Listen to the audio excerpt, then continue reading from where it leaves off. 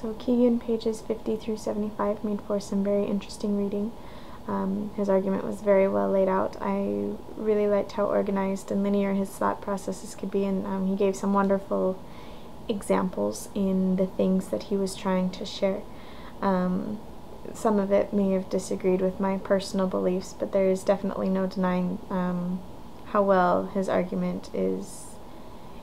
organized, and it seemed to make a lot of sense.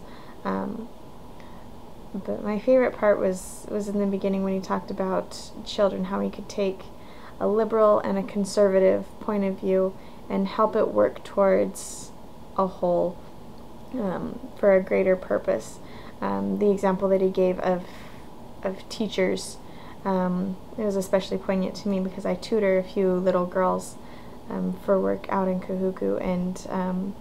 it was interesting that as I tried to apply this principle, maybe I'm just not very good at it yet, but it was interesting that the girls didn't necessarily want to be able to think on a higher cognitive level, that they didn't really want to be able to think for themselves. They just wanted to get their homework done so that they could go play, which means I'm probably doing it wrong. But the example that it gave in school, to help both the liberal and the conservative teachers look at their different teaching on a different level, on a higher cognitive level, in order to help the children reach a higher cognitive level themselves,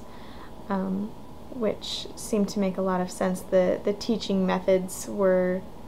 very different, and at the same time very subtle, because children probably could have learned something in each of the classrooms, and each child will probably have their favorite class, not necessarily depending on the teacher, but on the style of teaching. But the rest of the article seemed to focus on adolescence and sex education, once again with the liberal and the conservative point of views, and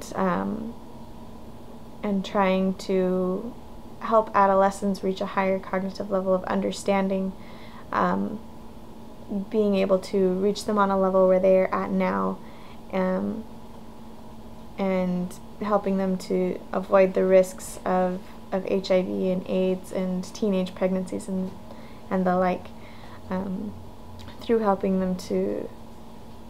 almost reach a higher cognitive level while still listening to the needs that they have. I don't personally agree with the way that that he would have it be done, but I can't exactly argue with an alternative either. That would probably take a lot more studying on my part, but it was interesting reading. It would be something interesting to think about, to be able to change the way society views something such as sex, that in a way that everyone can be happy, in the way that it works towards a whole, towards a greater good, something that is needed in society, while still in a sense being able to appease both the liberals and the conservatives through a higher method of cognitive thinking.